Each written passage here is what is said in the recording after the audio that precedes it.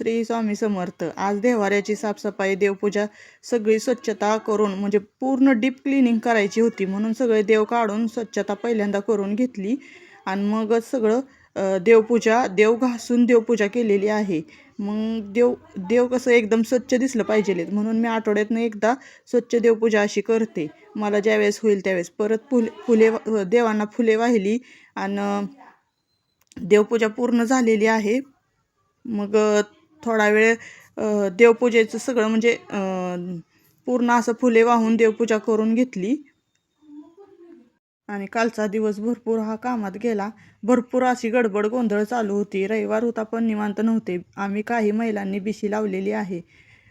बिशी फोडताना काही थोडाफार व्हिडिओ घेत. बिशी फोडून झाली की लगेचच परत घरातली साफसफाई करण्यासाठी सगळा पसारा बाहेर काढला. त्याच्यात भरण्या वगैरे घासून घेतल्या. किचन क्लीन करायचं होतं पूर्ण मला. मग वरनं खालीपर्यंत किचन पुसले. आधी भरण्या धुवून घेतल्या, घासून घेतल्या चांगल्या. त्या सगळ्या झाल्या की लगेचच मग आमच्या झाडाला बघा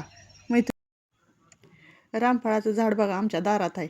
एवढं मोठं झाड आहे ना, त्याला भरपूर रामफळं लागतात. दरवर्षी आम्ही त्याची रामफळं खातो आणि माझा मुलगा झाडावर चढून रामफळ काढायला लागला आहे.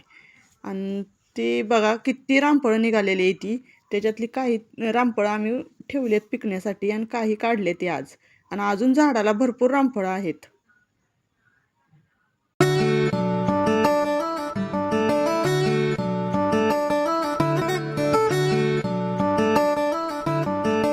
प्रजासत्ताक दिनाच्या सर्व ताईंना हार्दिक शुभेच्छा. हे बघा माझ्या पुतणीचं बोर नाणं. आज रथसप्तमी होती ना, म्हणून बोर नाणं केलं.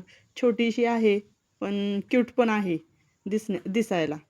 आणि तिचं बोर नाणं करायचं होतं, ते केलेलं आज केलेलं आहे.